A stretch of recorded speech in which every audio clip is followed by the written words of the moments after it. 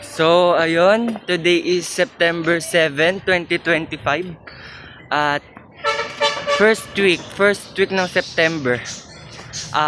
Sa darating na linggo, sa Friday, is mag-EGR na kami, which is, ano yung EGR? EGR is Encounter God Retreat.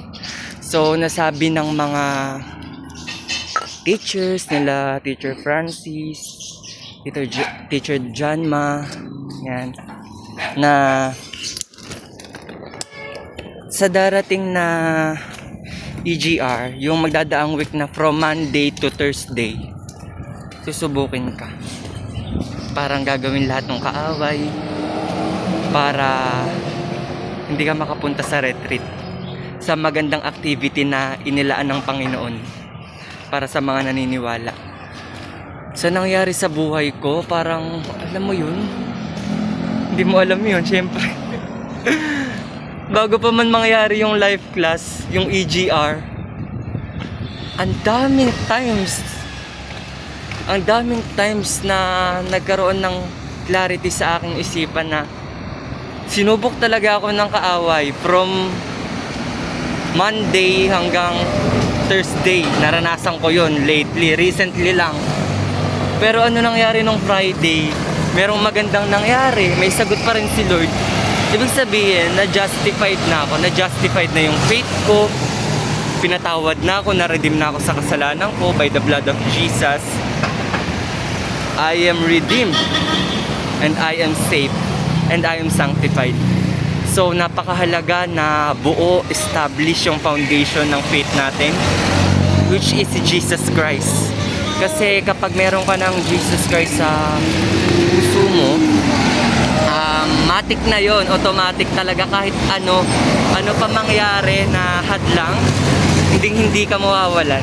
Promise, lagi siyang magpo-provide sa'yo. Hindi lang basta na-attend ka dyan sa life class, yan napakahalaga ng life class. Pero ano ba tinuturo ng life class? Yung magiging buhay talaga. Kung paano natin matututunan yung buhay, mamumuhay tayo kasama ang Panginoon natin na si Jesus. So, nagpapasalamat ako dahil bago ko man maranasan yung Encounter God Retreat, parang meron na akong hinuha sa mga mangyayari. Talagang thankful ako, Lord, dahil hindi mo ako pinabayaan kahit napakadami kong kasalanan sa'yo. Pinipili ko maging makasalanan, Lord. Sorry, I am really sorry.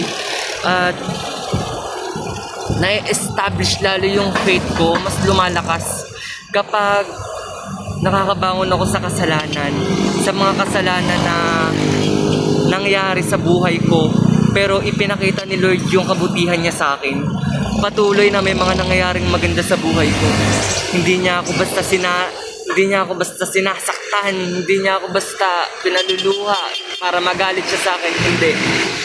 Because I am justified and my identity is on Christ Jesus. Thank you so much, Lord God, Father God. I declared na Encounter God Retreat na magaganap sa Friday, September 12, 2025 is maging makabuluhan, makahulugan, at magkaroon ng kagalakan na dadali namin sa aming buhay. Maraming salamat, teachers, TGCCM. Kaya napakahalaga na mag-church tayo every Sunday. Ilaan natin yung oras natin, yung panahon natin kapag linggo sa Kanya. Dahil sa kaninong Kanya? Kay Jesus, kay Lord. Kasi doon, ma-establish natin yung faith natin.